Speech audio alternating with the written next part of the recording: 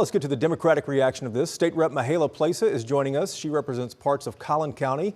She's also the vice chair for the House Democratic Caucus. Mihaela, it's good to see you. Appreciate the time today. It's great to see you. How are you doing? I'm doing well. It seems like Lieutenant Governor Patrick's saying the legislature has been cornered into a box here. If it does regulate THC, then it legalizes recreational marijuana. And you know, the governor wants regulation of THC. If it does nothing, the status quo continues. An unregulated market, as we just heard here just a moment ago from Representative Harrison and Lieutenant Governor Patrick as well. But what kind of changes could Democrats actually get behind? Well, I think that first we need to talk about what SB 3 was. I think that most of us can agree that this bill was rushed, that it was poorly crafted, and that this bill would have caught the state of Texas into years of litigation. So I think that when we come back to address regulating THC in the state of Texas, we must look at it in a way that's constitutionally sound and keeps us out of the courts, first and foremost. Also, we need to actually look at the states that are around us, right? Oklahoma has expanded their medical use program. So we are losing patients in Texas to our neighbors when it comes to cannabis use and medicine.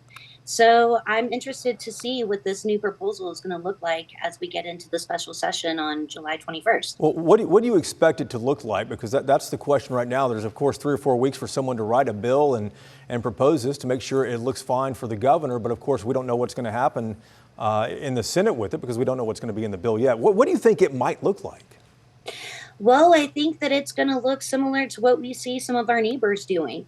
The point and the intent of this type of legislation is to make sure that we're keeping harmful substances out of the hands of children, that we're making sure that the substances that we are providing to consumers is safe, and that we're regulating it just like we regulate tobacco, just like we regulate alcohol in our state. Sure. And so I suspect that the bill would look something like that.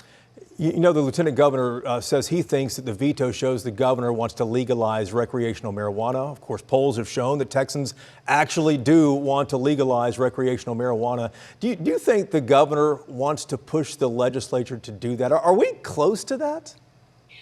No, as much as cannabis and recreational marijuana is popular on both sides of the aisle, Republicans, Democrats, and independents are ready for Texas to have real freedoms like my friend, Representative Brian Harrison was talking about. I don't think that Texas is going to be moving in that direction, especially not in this 30 days of this legislative session. I think that the bill's policy intent is still there, regulating dangerous substances from getting in the hands of children. I think that that's the intent of the bill. We will be watching to see what you guys do when you go back there July 21st. You better cancel those summer vacation plans if you had any coming up in July. It's good to see you again, Mihaela Plesa. Appreciate it. A Democrat from Collin County. Thank you for joining us. Thank you so much.